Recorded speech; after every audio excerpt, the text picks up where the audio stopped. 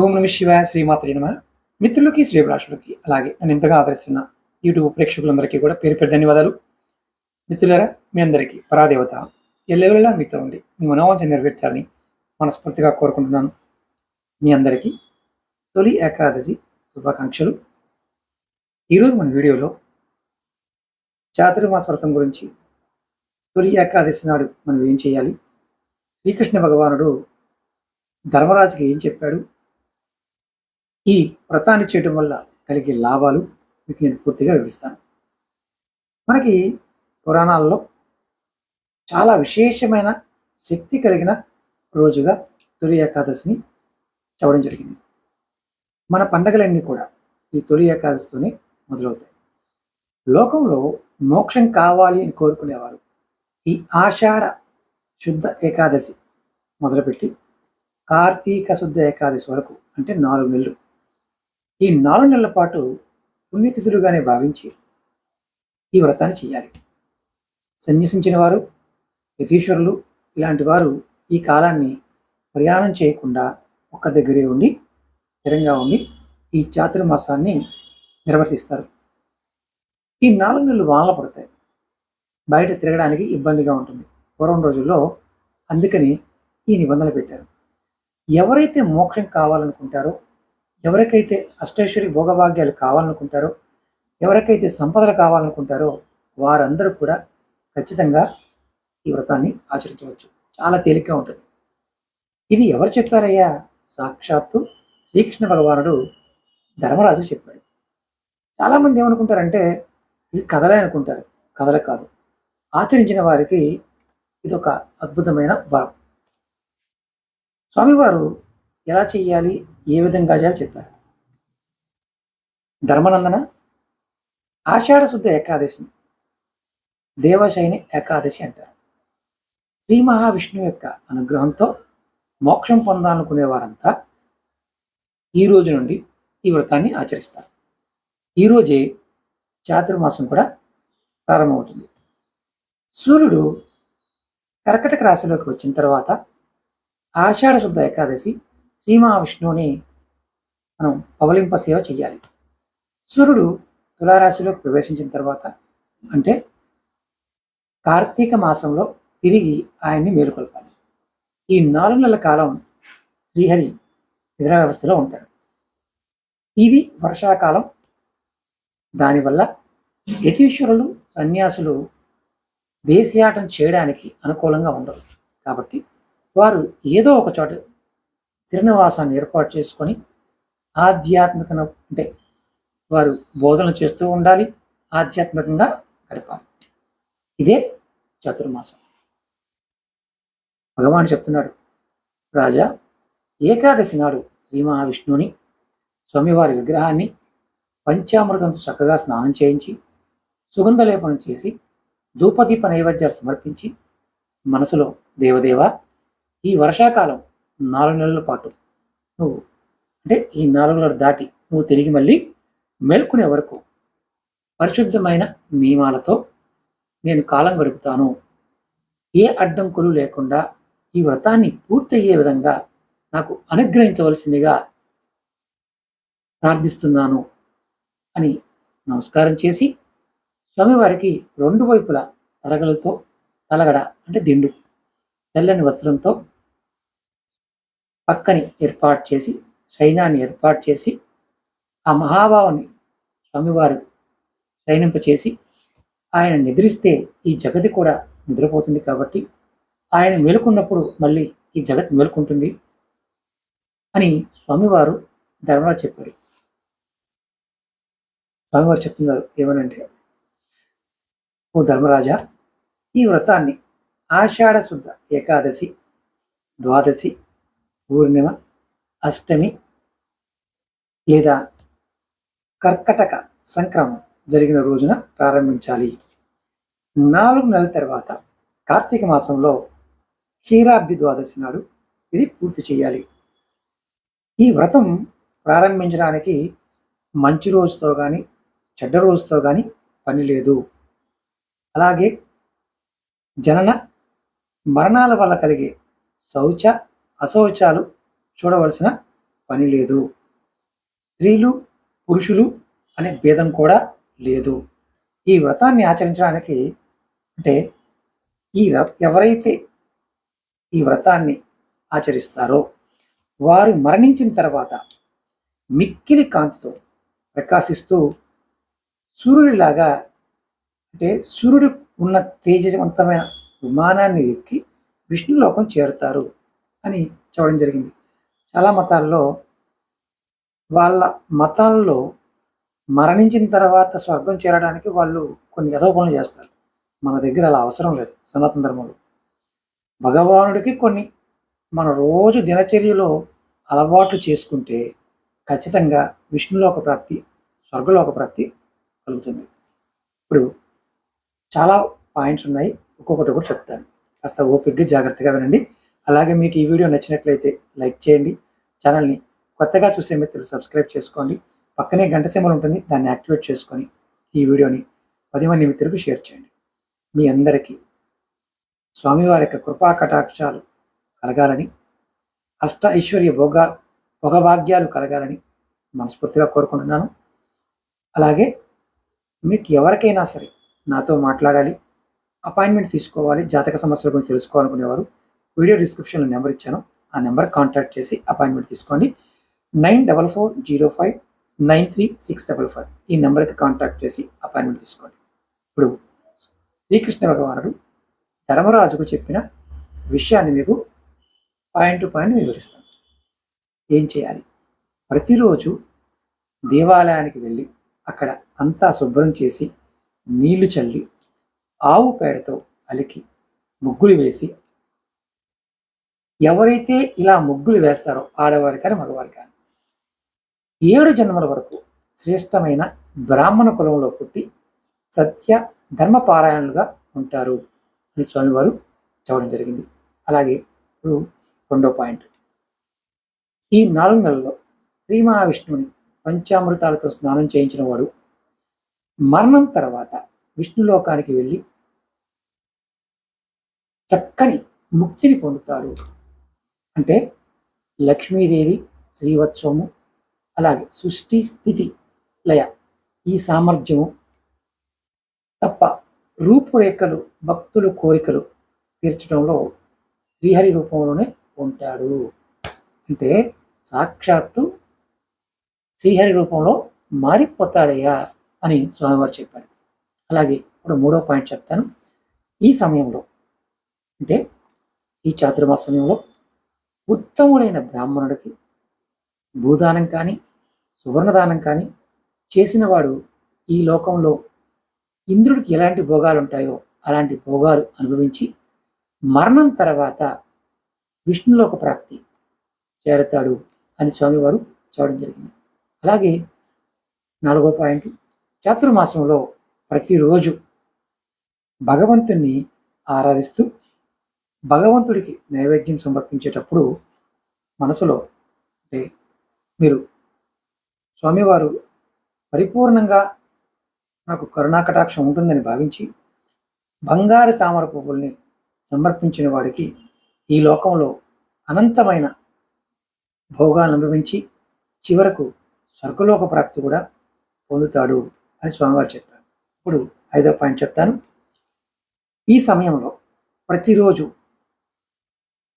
భగవాను అంటే శ్రీహరిని తులసి దళాలతో పూజ చేసి బంగారు తులసి దళాన్ని దానం చేసిన వాడికి విష్ణులోకం ప్రాప్తి పొందుతాడు అని స్వామివారు చెప్పడం జరిగింది. అలాగే 6వ పాయింట్, అంటే ఎవరైనా సరే గుర్తుంచుకోండి, ఈ వ్రతం సమయంలో ఈ 4 నెలల సమయంలో భగవంతునికి ధూపము దీపము సమర్పించి వ్రతం ఏదైతే పూర్తయిన తర్వాత ఈ దీప కుందుల్ని దానం చేసిన వాడు గొప్ప శ్రీమంతుడవుతాడు, సకల భోగాలు పొందుతాడు. అంటే మనం ఈ వ్రతం స్టార్ట్ చేసే ముందు దీపపు కుందులు కొనుక్కొని ఒక 2 కొనుక్కొని ఈ వ్రతం పూర్తయిన తర్వాత ఈ దీపపు కుందుల్ని దానం చేసినట్లయితే సకల భోగాలు ఎవరికి ఇవ్వాలయ్యా? దేవాలయంలో ఇవ్వచ్చు, బ్రాహ్మణోత్తముడికి ఇవ్వచ్చు. ఇది గుర్తుంచుకోవాలి. అలాగే 7వ పాయింట్, ఈ కాలంలో ప్రతిరోజు రావి చెట్టుకు కానీ శ్రీ మహావిష్ణువుకి కానీ ప్రదక్షిణ చేసిన వాడు వైకుంఠం చేరుతాడు. ఈ 4 నెలలకి ఆసక్తి ఉంటుంది. ఇప్పుడు 8వ పాయింట్ స్వామివారు ఏం చెప్పారంటే, ఈ వ్రత సమయంలో ప్రతిరోజు సాయంత్రం దేవుని గుడిలో అంటే సన్నిధి లేకపోతే మీ పూజా మందిరంలో దీపారాధన చేసి వ్రతం పూర్తయ్యే వరకు వస్త్రము, బంగారము, మనం దీపం పెట్టుకునే భరిణ, అలాగే దీపపు కుందే దానం చేసిన వాడు ఈ లోకంలో మహా తేజస్వి అవుతాడు. అంటే గొప్ప వ్యక్తిత్వం కలిగిన వాడు, గొప్ప జ్ఞానం కలిగిన వాడు, తేజం కలిగిన వాడు అవుతాడు. మరణం తర్వాత వైకుంఠం చేరుతాడు అని స్వామివారు చెప్పడం జరిగింది. ఇప్పుడు 9వ పాయింట్ ఏంటంటే, శ్రీ మహావిష్ణువుని పాదోదకాన్ని తీసుకున్నవారు అంటే పానం చేసిన వారు విష్ణు లోకాన్ని పొందుతారు, అతనికి పునర్జన్మ ఉండదు అని స్వామివారు శ్రీకృష్ణ భగవానుడు స్వయాన ధర్మరాజు చెప్పడం జరిగింది. ఇప్పుడు 10వ పాయింట్, ఈ సమయంలో ప్రతిరోజు కూడా 3 వేళలు అంటే ఉదయం, మధ్యాహ్నం, సాయంత్రం దేవాలయంలో 108 సార్లు గాయత్రి మంత్ర జపం చేసిన వారికి పాపాలు అంటవు. చాలామంది ఈ సమయాన్ని వినియోగించుకోవడం ప్రయత్నించండి. ఉదయం, మధ్యాహ్నము, సాయంత్రం 108 సార్లు చేస్తే చాలు, మీకు పాపాలు అంటవు. అలాగే 11వ పాయింట్ ఏంటంటే, ఈ చాతుర్మాసంలో ప్రతిరోజు పురాణ శ్రవణం చేసి వ్రతం పూర్తయిన తర్వాత పుస్తకము, వస్త్రము, బంగారము దానం చేసిన వాడు సకల భోగాలు అనుభవిస్తాడు. అలాగే 12వ పాయింట్ ఏంటంటే, చాతుర్మాసంలో శివనామం కానీ కేశవనామం కానీ ఎవరైతే జపం చేస్తారో వ్రత సమాప్తి అయిపోయిన తర్వాత బంగారు శివలింగాన్ని లేదా బంగారు శివ ప్రతిమని, విష్ణు ప్రతిమని దానం చేస్తే వాళ్ళకి మహాపుణ్యం లభిస్తుంది అని స్వామివారు చెప్పడం జరిగింది. అలాగే 13వ పాయింట్ చెప్తాను.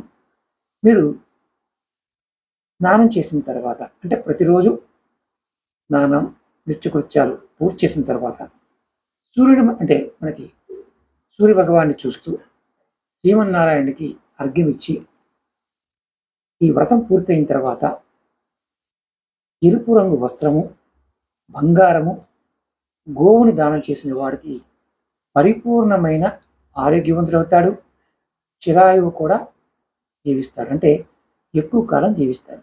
ఇక్కడ వ్రతం పూర్తి అవడం అంటే 4 నెలలని గుర్తుంచుకోండి. ప్రతిరోజు అర్ఘ్యం ఇవ్వాలని గుర్తుంచుకోండి. అలాగే 14వ పాయింట్ చెప్తాను. ప్రతిరోజు గాయత్రి మంత్రాన్ని జపిస్తూ నువ్వులతో హోమం చేస్తూ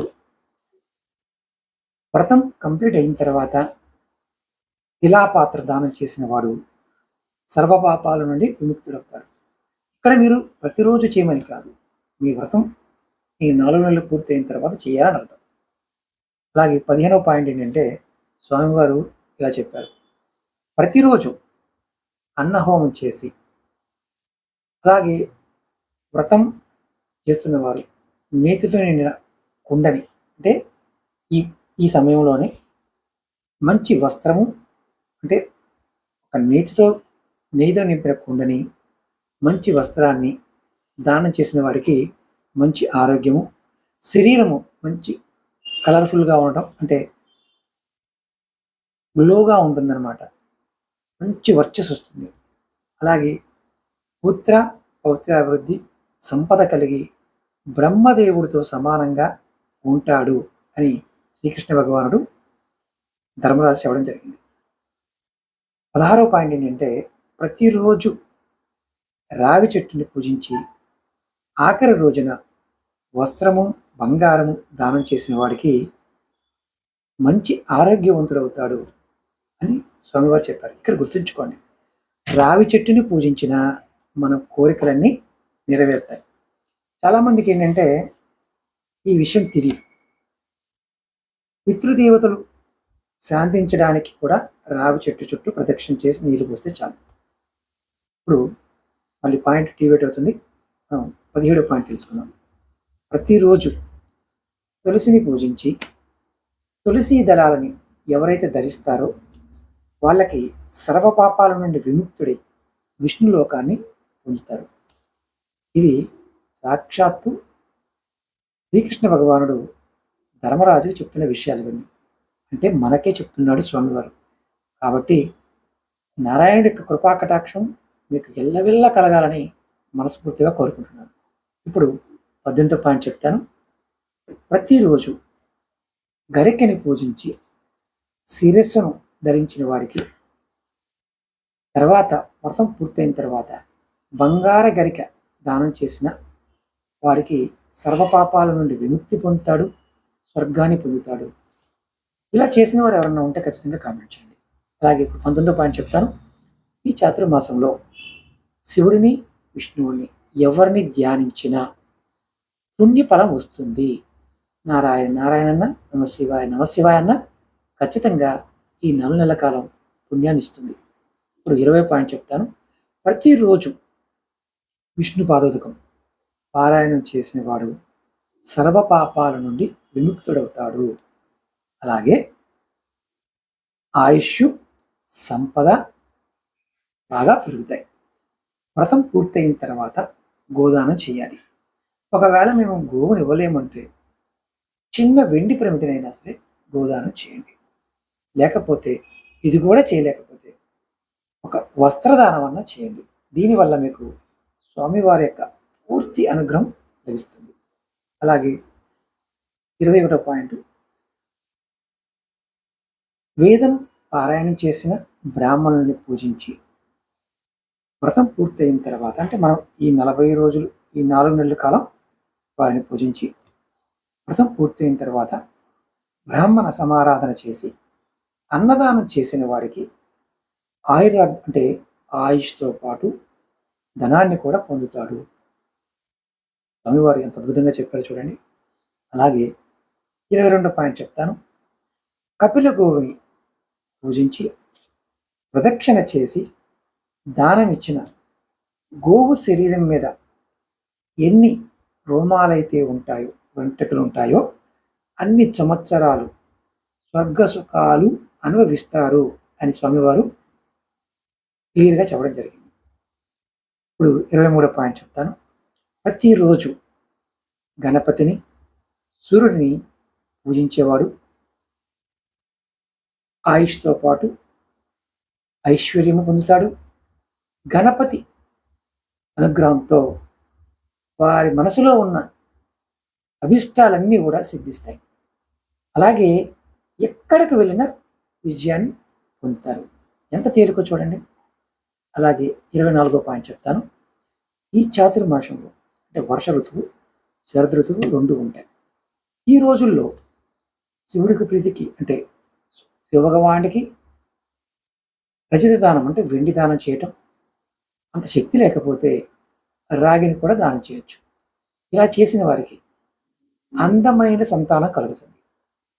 ఈ ఫలితం కావలసిన వారు తేనెతో నింపిన వెండి పాత్రని లేదా బెల్లంతో నింపిన రాగి పాత్రని దానం చేయండి.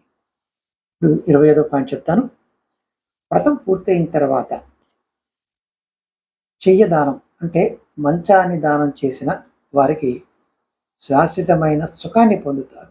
ఎవరికైతే సుఖం కావాలనుకుంటారో వారు స్వామివారిని ఈ 4 నెలలు పూజించి లాస్ట్లో మంచాన్ని దానం చేసిన మంచి ఫలితాన్ని పొందుతారు. ఇలా ఎవరైనా సరే ఈ చాతుర్మాసంలో చేసిన వారు ఉంటే ఖచ్చితంగా కామెంట్ చేయండి. అలాగే ఇప్పుడు 26వ పాయింట్ చెప్తాను. వర్షాకాలంలో ప్రతిరోజు గోపీ చందనం దానం చేస్తే వారికి ముక్తి, భక్తి 2 లభిస్తాయి. గోపీ చందనం పూజా వస్తువుల మీ షాప్లో దొరుకుతుంది. అది దేవాలయంలో దానం చేసిన చాలు. అలాగే వ్రతం పూర్తయిన తర్వాత ఈ 27వ పాయింట్, గోపీ చందనము కొత్త వస్త్రాలు దానం చేస్తే వారికి సకల ఐశ్వర్యాలు లభిస్తాయి. చాలా తేలిక. 4 నెలలు స్వామివారిని ఆచరించి మనం చేస్తే చివరికి స్వామివారి యొక్క సాన్నిధ్యం కూడా మనకు లభిస్తుంది. ఇప్పుడు 28వ పాయింట్ చెప్తాను. ప్రతిరోజు ఈ 4 నెలల పాటు పంచదార కానీ బెల్లం కానీ దానం చేస్తే భక్తి, ముక్తి కలుగుతాయి.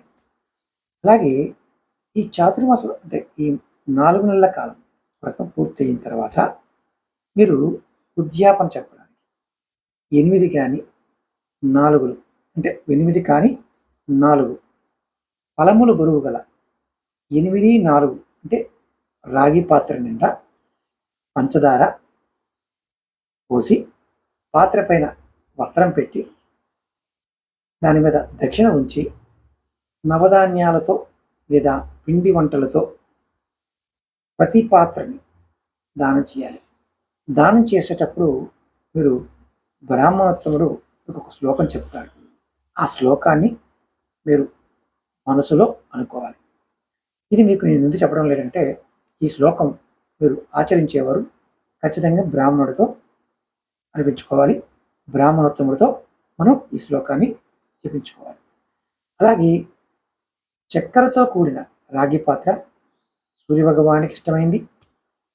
ఇలా చేయటం వల్ల సమస్త రోగాలు తగ్గిపోతాయి. అలాగే పాపాలను పోగొడుతుంది. మనిషికి పుష్టిని కీర్తినిస్తుంది. దీని దానం వల్ల సంతానం కలుగుతుంది. సంతానం లేని వారు ఇలా చేయొచ్చు. చక్కెర పాత్రని దానం అవ్వచ్చు. అలాగే మీ మనసులో ఉన్న సర్వ అభిష్టాలు నెరవేరుతాయి. స్వర్గలోక ప్రాప్తి కూడా పొందుతారు.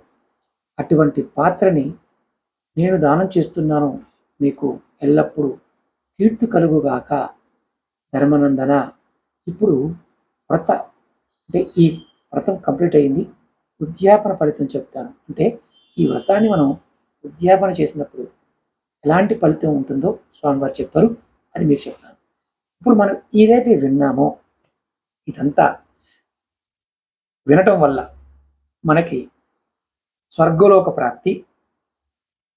అటువంటి అంటే ఈ వ్యక్తి ఎవరైనా సరే ఈ కథ విన్నవారు, వీటిని విన్నవారి దానం చేసిన ఫలితాన్ని, కీర్తిని పొందుతారు అని శ్రీకృష్ణ భగవానుడు మనకు ఒక వరం ఇచ్చాడు. కాబట్టి ఒకసారి స్వామివారిని శ్రీకృష్ణ భగవానుడిని మనసు తలుచుకుందాం. అంటే చూడండి, ఈ కథ అర్థం చేసుకోవడం వల్ల మనకు అర్థమైంది ఏంటంటే ఇది వినడం వల్ల కూడా స్వర్గలోక ప్రాప్తి కలుగుతుంది అని చెప్పారు. ఇప్పుడు స్వామివారు వ్రతాన్ని పూర్తయిన తర్వాత ఏం చేయాలో ఎలా చెప్పారో చూద్దాం. ఈ చాతుర్మాస వ్రతం చేసిన వారికి సంగీతంలో ప్రావీణ్యం కలుగుతుంది. అంటే సంగీతం అనగానే మనం ఏదో వాయిద్యాలు అనుకోకండి. మంచి వక్త అవుతారు. లోకంలోని స్త్రీలందరూ కూడా అతన్ని ప్రేమిస్తారు. ఆడవారైతే మగవారు ప్రేమిస్తారు. మగవారైతే ఆడవారు ప్రేమిస్తారు. అంటే ఆకర్షణ కలుగుతుంది. అతడికి రాజ్యం కావాలంటే రాజ్యం, సంతానం కావాలంటే సంతానం లభిస్తుంది, ధనం కావాలంటే ధనం లభిస్తుంది. చివరికి అతడు మోక్షాన్ని పొందుతాడు అని స్వామివారు చెప్పడం జరిగింది. ఈ చాతుర్మాసంలో ప్రతిరోజు కూర కానీ, కందమూలాలు కానీ, ఫలాలు కానీ దానం చేసి వ్రతం పూర్తయిన తర్వాత వస్త్రదానం చేసిన వాడు రాజయోగి అవుతాడు. ఇక్కడ మనం కొన్ని విషయాలను గుర్తుంచుకోవాలి. మనం ఈ సమయంలో చాలామంది కూరగాయలు ఇలాంటి దానం చేస్తుంటారు. మీరు బ్రాహ్మణోత్తముడికి విష్ణు స్వరూపంగా భావించి ఇవ్వండి. మీరు అద్భుతమైన ఫలితాలు పొందుతారు. అలాగే కూరగాయలు దేవతలకి మంచి ప్రీతిని కలిగిస్తాయి, మానవులకి తృప్తిని కలిగిస్తాయి. మనం ఓ బ్రాహ్మణోత్తమ, నీకు అట్లాంటి శాఖాన్ని నీకు ఇస్తున్నాను. అంటే శాఖం అంటే స్వయంపాకం.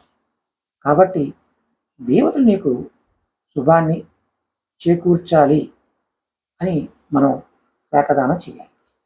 ఏదో ఇచ్చామనుకోకూడదు. ఓ బ్రాహ్మణోత్తమ, నీకు కూడా దేవతలు శుభాన్ని చేకూర్చాలి అని దానం చేయాలి. ఇలా ఎంతమంది చేస్తున్నారో ఖచ్చితంగా కామెంట్ చేయండి. అలాగే ప్రతిరోజు మనకి ఈ సమయంలో త్రికటకములు అంటే శొంఠి, పిప్పళ్ళు, మిరియాలు బ్రాహ్మణుడికి దానం ఇవ్వాలి. ఈ 3 పదార్థాలు మళ్ళీ చెప్తాను. శొంఠి, పిప్పళ్ళు, మిరియాలు బ్రాహ్మణుడికి దానం చేయాలి. అలా చేస్తే సూర్యభగవానుడు ప్రీతి చెందుతాడు. అన్ని రోగాలను తగ్గించేస్తాడు, నశింపచేస్తాడు. ఈ రకంగా ప్రతిరోజు మీకు ఓపికన్నంత వరకు ఈ 3 పదార్థాలను దానం చేస్తే వ్రత సమాప్తి అయిపోయిన తర్వాత బంగారంతో చేసిన ఈ 3 పదార్థాలని వస్త్రము, దక్షిణతో దానం చేస్తే అధ్యాపన చేసిన వాడు 100 సంవత్సరాలు మంచి ఆరోగ్యంతో జీవిస్తాడు.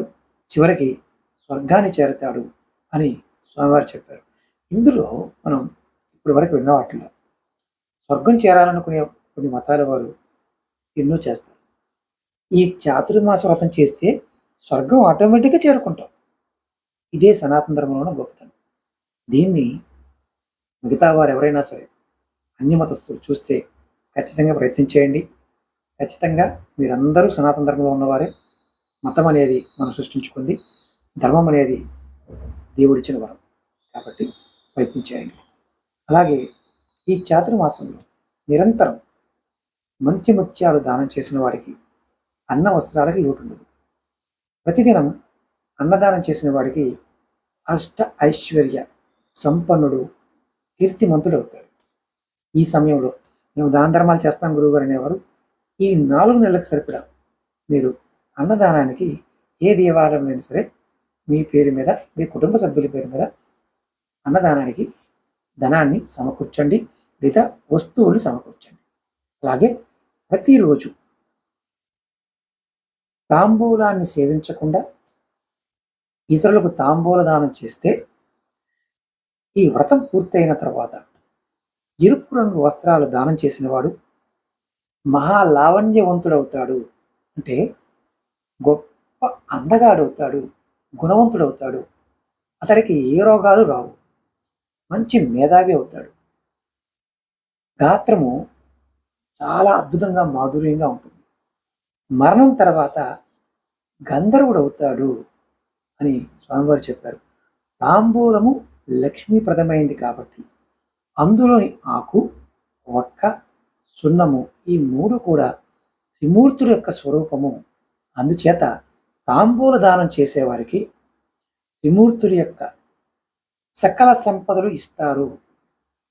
అలాగే ఈ సమయంలో ప్రతిరోజు పసుపు దానం చేసి వ్రతాన్ని కంప్లీట్ చేసిన వారికి కొత్త వెండి పాత్రలో పసుపు పోసి వెండి దానం చేసినట్లయితే, అంటే వెండి పాత్రలో పసుపు పోసి దానం చేసినట్లయితే స్త్రీకి లేదా పురుషుడికి సర్వసుఖాలు అనుభవిస్తారు.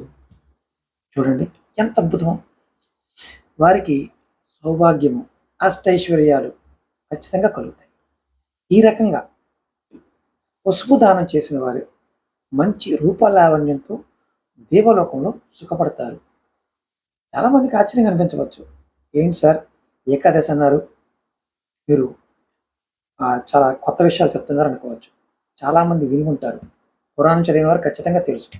వారు కామెంట్ చేయండి. అలాగే ఈ లోకంలో ఉమామహేశ్వర స్వరూపంగా భావించి బ్రాహ్మణోత్తముని పూజించి, అంటే శివపార్వతులుగా భావించి బ్రాహ్మణ భార్యాభర్తల్ని మనం దంపతుల్ని పూజించి వారికి మనం కావలసిన శాక్తమును, సారము, సువర్ణము అంటే వారికి కావలసిన పదార్థాలని వారికి ఇచ్చి వాటిని దానం చేస్తే వ్రత సమాప్తి అయిన తర్వాత ఉమామహేశ్వరుడు యొక్క బంగార వ్రతం చేయించి దాన్ని పూజించి దానం చేయాలి. తర్వాత రుచికరమైన పిండి వంటలు భోజనం పెట్టాలి. అలా చేసిన వాడు సంపద చాలా సురక్షితంగా ఉంటుంది. అంటే సంపాదించిన డబ్బు, ఆస్తులు చాలా రక్షింపబడతాయి అని స్వామివారు చెప్పారు. అలాగే మంచి కీర్తి కలుగుతుంది. ఈ లోకంలో సమస్త భోగాలు అనుభవించి ఆ తర్వాత కైలాసాన్ని చేరుతాడు. శివుణ్ణి ఆరాధించిన, విష్ణువుని ఆరాధించిన అద్భుతమైన ఫలితం ఉంటుంది అని అర్థం. అలాగే ప్రతిరోజు ఫలదానం చేసిన వ్రతం పూర్తయిన తర్వాత వెండి ఫలము దానం ఇచ్చిన వాడికి కోరికలు నెరవేరుతాయి. అతడు స్వర్గాన్ని చేరతాడు. బంగారు పుష్పాలు దానం చేసిన వాడు ఈ లోకంలో శ్రేష్టమైన సౌభాగ్యాన్ని పొంది చివరికి గంధర్వలోకం చేరుతాడు అని స్వామివారు చెప్పారు. అలాగే వ్రత సమయంలో ప్రతిరోజు పెరుగన్నం దానం చేయటం, అంత శక్తి లేకపోతే అష్టమి, చతుర్దశి పూర్ణిమ, అమావాస్య, ఆదివారం, శుక్రవారాల్లో ఈ పెరుగన్నం దానం చేయటం, వ్రతం పూర్తి అయిన తర్వాత గోదానం కానీ భూదానం కానీ వస్త్రదానం కానీ చేసినట్లయితే అతడికి అంటే కోరిన కోరికలు నెరవేర్చే అంత అద్భుతమైన అక్షయమైన అన్నం దొరుకుతుంది. ఎప్పటికీ కొదవ ఉండదు. అలాగే తన సంతానం పుత్రుడు పౌత్రులు అందరూ కూడా వృద్ధి కలుగుతుంది. అందరూ కూడా కైలాసం చేరుతారు. ఇక్కడ నేను ఒక విషయం చెప్తాను. బంగారు దానం అంటున్నారు, గోదానం అంటున్నారు, భూదానం అంటున్నారు, వస్త్రదానం అంటున్నారు.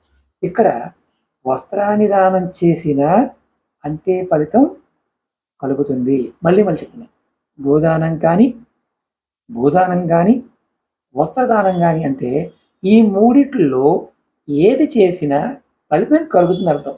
అంతేగాని బంగారం చెప్పారు, బంగారం ఇవ్వాలని కొంతమంది రెటమతంతో మాట్లాడుతూ ఉంటారు. ఈ మతాన్ని తీసేయండి, అది రెటమతం అంటారు దాన్ని. చిన్న వస్తువు దానం చేసిన ఫలితం. అలాగే ఈ చాతుర్మాస దీక్ష కేవలం కూరలు, దుంపలు, ఫలాలతో గడిపి ఆఖరణ గోదానం చేసినట్లయితే అతడికి వైకుంఠం చేరతాడు. అలాగే కేవలం పాలు తాగి ఈ వ్రతాన్ని ఆచరిస్తే వ్రతం పూర్తయిన తర్వాత గోదానం చేసినట్లయితే అతడు బ్రహ్మలోకం పొందుతాడు. అలాగే చాతుర్మాసంలో ప్రతిరోజు అరటి ఆకులో భోజనం చేసి చివరన వస్త్రాలని కంచు పాత్రని దానం చేసినట్లయితే అతడు గొప్ప సుఖాలను పొందుతాడు. చూడండి, చాలా చిన్న చిన్న విషయాలు ఎంత అద్భుతంగా ఉందో. మనకి ఈ తిథులు వార నక్షత్రాల్లో మన పూర్వీకులు చెప్పిన చాలా పరిహారాలు ఉన్నాయి. ముందు ముందు మీకు చెప్తాను. ఇంట్రెస్ట్ ఉన్నవారు ఇలాంటి సబ్జెక్టు కావాలని కామెంట్ చేయండి. మీరు కామెంట్ చేస్తే నేను ఖచ్చితంగా ఇలాంటి వీడియోలు మీకు కోసం ఖచ్చితంగా చేస్తాను. అలాగే ప్రతిరోజు ఈ చాతుర్మాసంలో మోదిగ ఆకులలో భోజనం చేసినవాడు పాపాలు సర్వము హరింపబడతాయి. ఈ 4 నెలల కాలము మోదిగ ఇస్తరిలో కనుక భోజనం చేస్తే పాపాలు పోతాయి. చూడండి ఎంత అద్భుతం. ఒక ఆకులు తింటే పోతాయా అని పోతాయి. అలాగే ఈ వ్రతం ఆచరించిన వాడికి బ్రహ్మహత్య పాతకము, సురాపానము అంటే తాగుడు వల్ల వచ్చే సమస్యలు, శిశుహత్య, అభాషణలు చేపించినప్పుడు వచ్చే సమస్య అంటే పాపము, స్త్రీలను చంపడం వల్ల వచ్చే స్త్రీహత్య వల్ల వచ్చే పాపము, అసత్యము అబద్ధాలు ఆడటం వల్ల వచ్చే పాపము, పొందరాని స్త్రీలను పొందుట అంటే మనం ఎవరినైతే శారీరకంగా పొందకూడదో అలాంటి స్త్రీలను పొందటం వల్ల కలిగే పాపాలు కూడా హరించబోతాయి అని స్వామివారు చెప్పడం జరిగింది. ఇంతకన్నా సువర్ణ అవకాశం, బంగారు అవకాశం మనకు దొరకదు. తప్పులు చేసిన వాడు ఇది పాటించండి. అలాగే వ్రతం పూర్తయిన తర్వాత సారవంతమైన భూమిని దానం చేసిన వాడు ఆరోగ్యాలు అష్టైశ్వర్యాలు పొంది చివరికి వైకుంఠం చేరుతాడు. అలాగే ఎప్పుడు ఏది అడగని విప్రునికి అంటే కొంతమంది బ్రాహ్మణత్వంలో ఇది కావాలి అని చేయి చాచి అడగరు. వారికి సువర్ణము, చందనము, అలాగే వృషభదానం అంటే మనం ఎద్దులు అంటాం కదా వ్యవసాయం చేయడానికి పూర్వం రోజుల్లో, అలా దానం చేసిన వాడికి జ్ఞానము, మోక్షం పొందుతారు. అలాగే ఈ సమయంలో ప్రతిరోజు పగలు ఉపవాసం ఉండి రాత్రి భోజనం చేయాలి. వ్రతం సమాప్తి అంటే ఈ పూర్తయిన తర్వాత బ్రాహ్మణ సమారాధన చేయాలి. ఇలా చేసినవాడు కైలాసం చేరి మహాసుఖాలు అనుభవిస్తాడు అని స్వామివారు చెప్పారు. ఈ చాతుర్మాసంలో ఏకభుక్తం చేసి అంటే ఒక్క పూట భోజనం చేసి వాసుదేవుణ్ణి పూజించిన వాడికి స్వర్గలోకం చేరతాడు. ప్రతిరోజు భూమి అంటే నేల మీద పడుకునేవాడికి వ్రతం అంటే పూర్తయిన తర్వాత మంచాన్ని దానం చేసేవాడికి శివలోకంలో గొప్ప సుఖాలు అనుభవిస్తాడు అని స్వామివారు చెప్పడం జరిగింది. అలాగే ఈ కాలంలో పాయసము, తేనె, ఉప్పు, నెయ్యి, ఫలాలు వీటిని విసర్జించి కార్తీక పౌర్ణమి వీటిని దానమిచ్చిన వాడు రుద్రలోకం పొందుతాడు. అంటే కొంతమంది కొన్ని పదార్థాలు తినరు, అంటే ఈ సమయంలో తినకుండా ఉండి వాటిని దానం ఇస్తే శివలోకం అంటే శివుడి యొక్క లోకాన్ని పొందాలి, రుద్రలోకం పొందాలనుకునే వాడికి పొందుతాడు. అలాగే ఈ 4 నెలలు తలస్నానం చేయకుండా, గోళ్ళు కత్తిరించకుండా శ్రీ మహావిష్ణువుని పూజించిన వాడు విష్ణులోకం పొందుతాడు. ఇక్కడ ఇది కొంచెం కష్టమైన విషయమే. పూర్వకాలం చేసేవారు గోర్లు ఈ 4 నెలలు ఇలా కటింగ్ చేసుకునేవారు కాదు. అలాగే ఈ కాలంలో కూరల్ని పూర్తిగా వదిలేసి ఈ వ్రతం తర్వాత వెండి పాత్రతో పాటుగా 10 రకాల కూరలు, వస్త్రాలు దానం చేస్తే ఆ వ్యక్తి కైలాసాన్ని పొందుతాడు, కైలాసం ప్రాప్తిస్తుంది.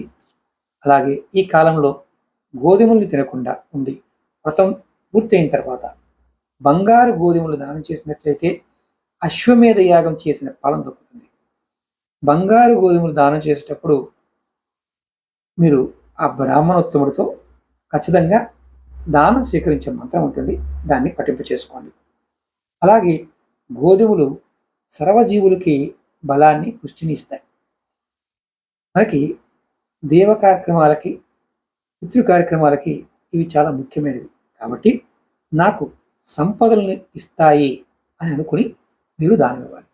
అలాగే ఈ సమయంలో మీకు అంటే ఇష్టమైన కూరలు, పండ్లు తినకుండా వదిలేసి వ్రతం పూర్తయిన తర్వాత వెండితో చేసిన పండ్లు, కూరగాయలు దానం చేసినట్లయితే ఆయుర ఆరోగ్యాలు, ఐశ్వర్యం, పుత్ర పౌత్రాది సంతతి కలుగుతుంది. అందరికీ కూడా స్వర్గప్రాప్తి లభిస్తుంది. అలాగే శ్రావణ మాసంలో అంటే కూరగాయలు, భాద్రపద మాసంలో పెరుగు, ఆశ్వీజ మాసంలో పాలు, కార్తీక మాసంలో పప్పులు వదిలేసిన వారు అంటే వదిలేయాలి చెప్తారు. అంతేకాకుండా అనేక గింజలు ఉన్న ఫలాలను కూడా అంటే గుమ్మడికాయ, జామకాయ, సీతాఫలము, నారింజ, బత్తాయ అంటే బత్తాయి, వంకాయ లాంటివి కూడా తినకూడదు అని చెప్తారు. అంటే ఇక్కడ చాలామందికి ఇవి ఎక్కువ ఎవరు ఆచరిస్తారయ్యా అంటే మనకి జైన మతస్థులు ఎక్కువగా బాగా ఆచరిస్తారు. అలాగే ఉసిరి, రేగి, అనప, చింతకాయలు ఈ 4 నెలలు తినకూడదు. అంటే ఉసిరికాయ తినకూడదు, రేగికాయ తినకూడదు, సొరకాయ తినకూడదు, ఆనపకాయ తినకూడదు, సొరకాయ తినకూడదు, చింతకాయ తినకూడదు. ఇది ఈ వ్రతం చేసేవారు. అలాగే నులక మంచం మీద కానీ, పట్టి మంచం మీద కానీ పడుకోకూడదు. అలాగే ఋతుకాలం తర్వాత భార్యని కలవకూడదు. ఇక్కడ గుర్తుంచుకోవాల్సిన విషయం అది. అలాగే బచ్చలి, మునగ, వంగ, మారేడు పండ్లు తినేవాడికి ఈ సమయంలో శ్రీహరి దూరం అవుతాడు. మనం ఇవన్నీ కూడా ఇవాళ ఆచరించమనుకోండి, వ్రతం చేసేవారు ఇవి ఆచరిస్తే మంచి జరుగుతుంది.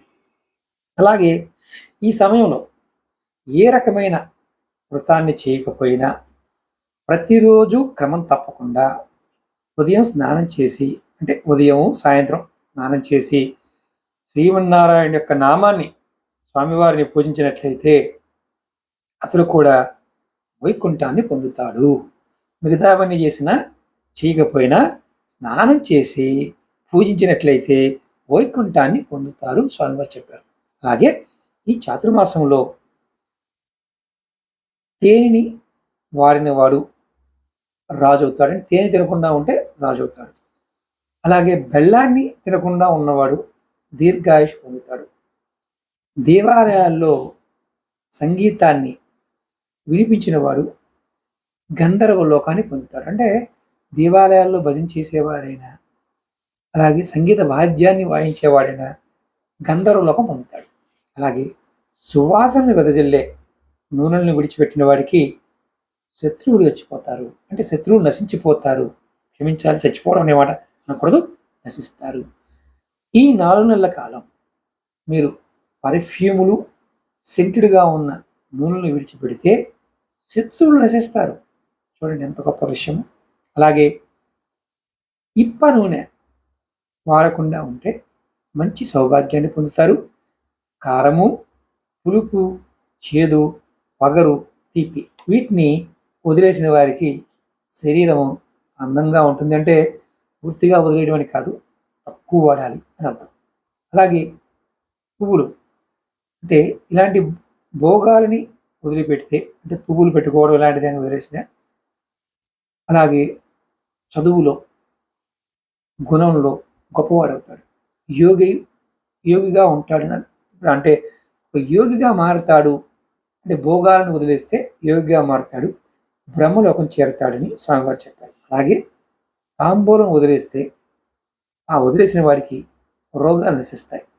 అలాగే తక్కువ ఆహారం, వండిన ఆహారాన్ని విడిచిపెట్టిన వాడు ఇంద్రలోకం పొందుతాడు. రోజు మనం ఈ రోజు భోజనం చేసి ఒకరోజు భోజనం చేయకుండా అలా రోజు విడిచి రోజు ఉపవాసం చేస్తే బ్రహ్మలోకం ప్రాప్తిస్తుంది. అలాగే చాతుర్మాసంలో ఓం నమో నారాయణాయ అనే అష్టాక్షరి మంత్రం జపం చేసేవాడికి పుణ్యలోకం కలుగుతుంది. ఇక్కడ నేను మధ్యలో ఒక విషయం చెప్తాను. ఏంటంటే, ఎవరైతే ఇప్పుడు ఇందుట్లో అన్ని చేయాలని రూల్ ఏం లేదు. మీరు నారాయణ మంత్రం చేసినా ఫలితం కలుగుతుంది. ఆచరించేవారు, ఇలాంటివి చేసిన వారు ఎవరన్నా ఉంటే మహానుభావులు, మీ అందరికీ పాదాభివందనాలు. ఎందుకంటే నియమ నిబంధనలతో చేసిన వారు ప్రతి వారికి కూడా శిరస వంచి పాదాభివందనం చేస్తున్నాను. కారణం ఏంటంటే, ఇది చేసిన వారు నారాయణ యొక్క కృపా కటాక్షాన్ని పొందుతారు. అలాగే మనం పాయింట్కి వద్దాం.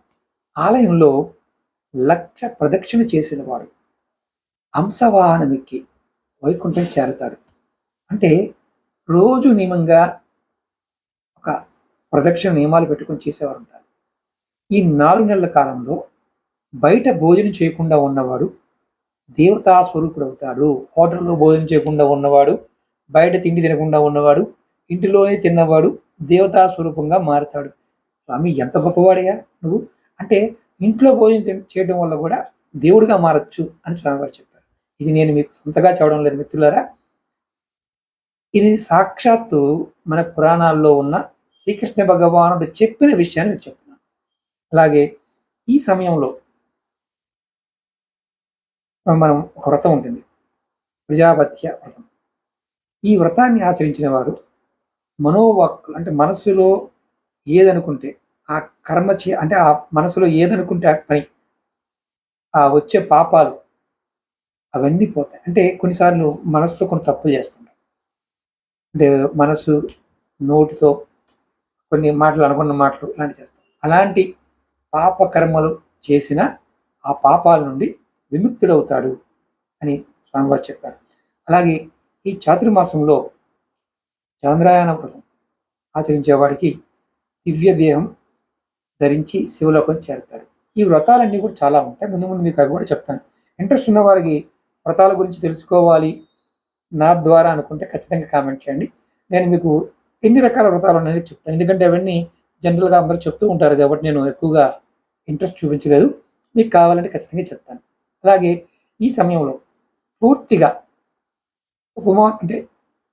ఉపవాసం ఉండి దేవుని చేరుకోవాలనుకుంటాడో అతనికి పునర్జన్మ ఉండదు. ఇవి మార్వాడీలు చేస్తూ ఉంటారు, జైలు చేస్తూ ఉంటారు. ఈ విషయాన్ని ఇది తెలిసిన వారు కామెంట్ చేయండి. అలాగే అన్న పాయసం, దాన్ని భిక్షాన్నం, మధుకర భిక్షాన్నం అంటారు. ఈ తిన్నవాడు, గడిపినవాడు వేదము పాండిత్యం పొందుతాడు అని స్వామివారు చెప్పడం జరిగింది. అలాగే శ్రీమన్నారాయణుని మనం నిద్రకు పడుకునే ముందు, అంటే ఆ రోజున వ్రతాన్ని ప్రారంభించి, అంటే స్వామివారి నిద్రకి వెళ్ళే ముందు నుంచి మనం ఈ వ్రతం ప్రారంభించి 4 నెలల పాటు నిర్విరామంగా, అంటే కంటిన్యూగా వ్రతం చేసేవాడు ఈ లోకంలో సకల సుఖాలు అనుభవించి ఆ తర్వాత స్వామివారి యొక్క సాన్నిధ్యం పొందుతాడు.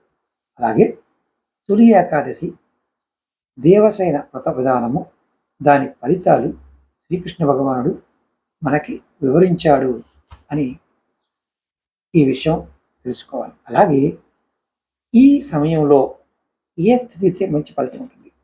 నారాయణ ఉపనిషత్తు ఉంటుంది.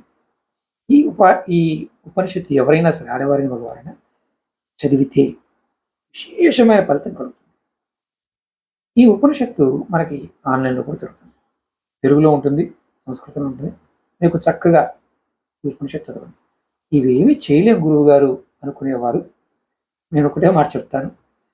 ఎందుకంటే ఈ సమయానికి ప్రకృతి పరంగా చాలా ఇబ్బందులు రాబోతున్నాయి. చాలా చాలా పెద్ద పెద్ద ఇబ్బందులు రాబోతున్నాయి. మీరు స్వామివారి నామాన్ని పట్టుకోండి. ఏం చేసినా చేయకపోయినా శ్రీమన్నారాయణ పట్టుకోండి. మీలో ఉన్న రుగ్మతలన్నీ తొలగిపోతాయి. ఓం నమో భగవతే వాసుదేవాయ, ఓం నమో భగవతే వాసుదేవాయ ఈ మంత్రాన్ని మీరు ప్రతిరోజు అనుకోండి. ఓం నమో నారాయణాయ. వీలైన వారు విష్ణు సహస్రనామం, అలాగే స్వామివారి అష్టాక్షరి మంత్రం ఓం నమో నారాయణాయ ఈ మంత్రాన్ని మీరు అనుకున్నా సరే మీకు అద్భుతమైన ఫలితాలు కలుగుతాయి. ఇప్పుడు మనం దానాల గురించి మాట్లాడుకున్నాం కదా. ఇందులో మీరు వస్త్రదానం చేసిన, చివరికి ఒక ఫలదానం చేసిన స్వామివారి నామంతో ఈ 4 నెలలు నియమంగా ఉంటే పూజను మాట్లాడకుండా, ఎదుటి వారిని హింసించకుండా మీరు ఈ వ్రతాన్ని ఆచరించినట్లయితే మీరు కోరిన కోరిక నెరవేరుతుందని స్వామివారు చెప్పడం జరిగింది. ఇది సాక్షాత్తు శ్రీకృష్ణ భగవానుడు మనకి ధర్మరాజు పేరుతో చెప్పడం జరిగింది. ఇది విన్న వారందరికీ కూడా అష్టైశ్వర్య భోగభాగ్యాలు, అనంత ఐశ్వర్యము, ఆయురారోగ్యాలు లభించాలని మనస్ఫూర్తిగా కోరుకుంటున్నాను. ఓం నమః శివాయ. శ్రీమాత్రే నమః.